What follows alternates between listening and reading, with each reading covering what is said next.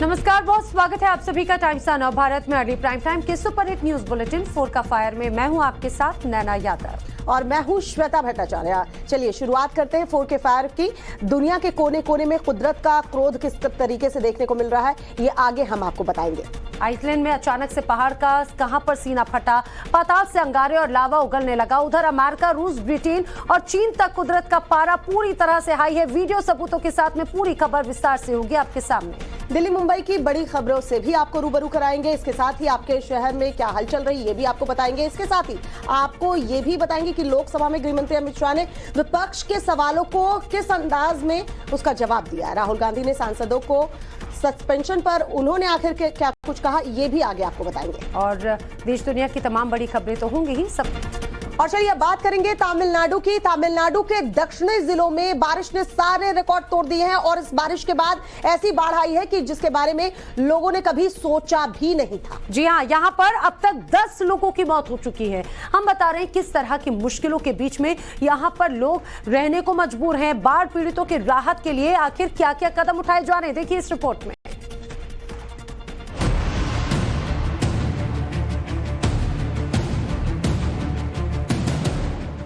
ये तस्वीरें तमिलनाडु के तिरुनेलवेली की हैं, जहां बाढ़ ने जमकर कहर बरपाया है।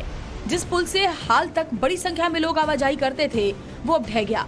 बाढ़ ने पुल की क्या हालत कर दी, इन्हें आप तस्वीरों के जरिए समझ सकते हैं। कई पिलर बह चुके हैं। फिलहाल इससे आवाजाही करने की कोई सोच भी नहीं सकता। तमिलनाडु में भीषण बारिश की वजह से अब तक कम से कम 10 लोगों की मौत हो चुकी है। वहीं बड़े पैमाने पर संपत्ति का भी नुकसान हुआ।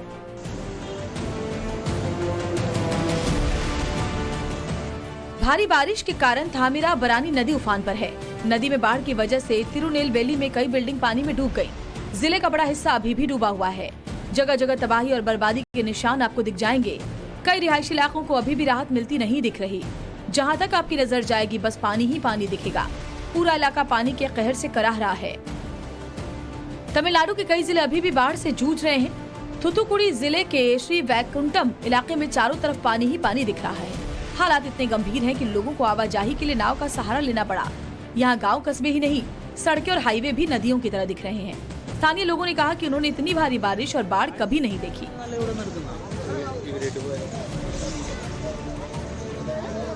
राज्य के मुख्य सचिव शिवदास मीना ने कहा कि दक्षिणी जिले में पिछले 2 दिनों में इतिहास में सबसे ज्यादा बारिश हुई, जिससे 10 लोगों की मौत हो गई और आम जनजीवन प्रभावित हुआ। कुछ लोगों की मौत दीवार गिरने से, जबकि कुछ की मौत करंट लगने से हुई। दक्षिणी जिलों में खासकर तिरुनेलवेली और थूथुकुडी में रिकॉर्ड बारिश की वजह से बाढ़ आ गई।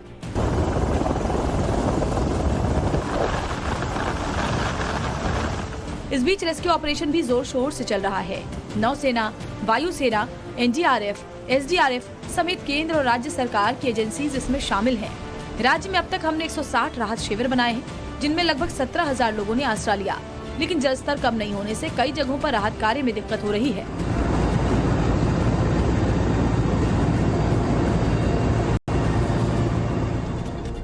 सड़कों पर बर्फ की मोटी मोटी परतें आपने सुनी होगी कि ऐसा देखने को भी मिलता है नैना, लेकिन कई बार ये बर्फ की मोटी चादर, इस पे गाड़ियां कितनी स्किड करती हैं। बिल्कुल, और हिमाचल प्रदेश की अगर बात करें तो यहाँ पर तो ऐसा ही नजर आता है। खासतौर से लाहौल स्पीति की अगर बात की जाए, तस्वीरें यहाँ से जो सामने आई हैं आपको दिखाते हैं और देखिए जरा देश के बाकी हिस्सों में किस तरह से लोग सर्दी का सामना कर रहे हैं।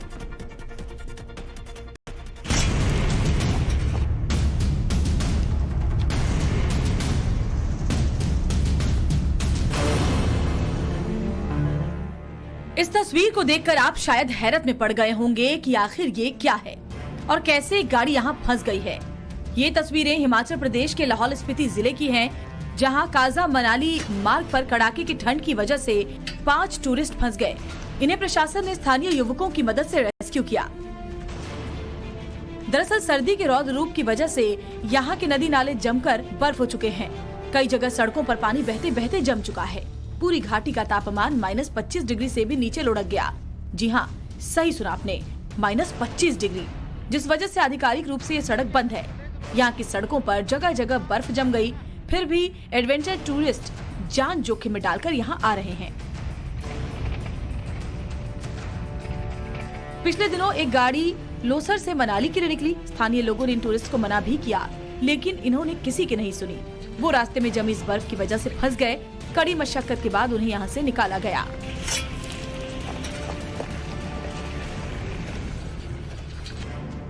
वहीं सर्दी का सितम देश के अधिकांश हिस्सों में भी है। असम के सबसे प्रमुख शहर गुवाहाटी में जमकर शीतलहर चल रही है। यहाँ पारा 11 से 12 डिग्री सेल्सियस तक नीचे गिर गया। कोहरे की वजह से आवाजाही पर भी असर पड़ा। हालात ऐसे हैं कि दिन निकलने के बावजूद गाड़ियों की हेडलाइट जलानी पड़ रही है। कोहरे का असर राजधानी दिल्ली में भी देखने को मिल रहा है। यहाँ भी सुबह जमकर कोहरा पड़ रहा है। सर्दी बढ़ने से दिल्ली एनसीआर में सामान्य जनजीवन पर असर पड़ा है। राष्ट्रीय राजधानी में सुबह घना कोहरा भी देखने को मिल रहा है। ठंड से बचने के लिए कुछ लोग अलाव का भी सहारा ले रहे हैं। यहाँ उत्तर पश्चिम दिशा से आ रही बर्फीली हवाओं के चलते ठंडक तेज हुई है। सुबह और शाम के समय बर्फीली हवाओं के चलते ज्यादा ठिठुरन महसूस की जा रही है। वहीं दिल्ली के अलावा यूपी, बिहार, राजस्थान और देश के कई हिस्सों में भी लोग सर्दी से बेहाल हैं। यूपी के मेरठ जिले में शीतलहर और कोहरा छाया हुआ है, जिस वजह से लोगों को दिक्कतों का सामना करना पड़ा है। यहाँ ठंड से बचने के लिए लोग अलाव का भी सहारा ले रहे हैं। सड़क किनारे आग जलाकर लोग सर्दी को दूर भगाने की कोशिश में लगे हुए हैं।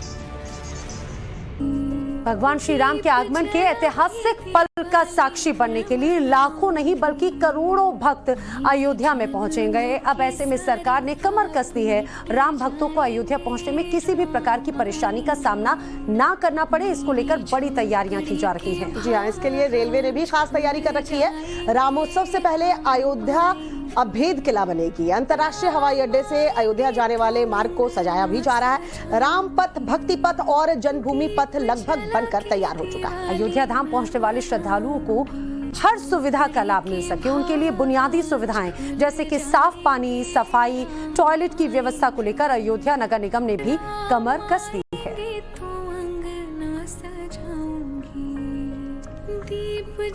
तो अयोध्या में भव्य और दिव्य राम मंदिर बनकर लगभग तैयार हो गया है। 22 जनवरी को रामलला की प्राण प्रतिष्ठा होगी, जिसको लेकर देश भर में जबरदस्त उत्साह देखने को मिल रहा है। और इसी बीच सूरत के एक हीरा व्यापारी ने राम मंदिर की थीम पर हार तैयार किया है और इस हार में 5000 अमेरिकन डायमंड्स जड़े हुए हैं और 2 किलो चांदी का इसमें उपयोग किया गया है। इतना ही नहीं, इस हार की चेन में रामायण के पात्र भी बने हुए हैं। इस हार को 40 कारीगरों ने 35 दिनों में इसका डिजाइन पूरा किया है।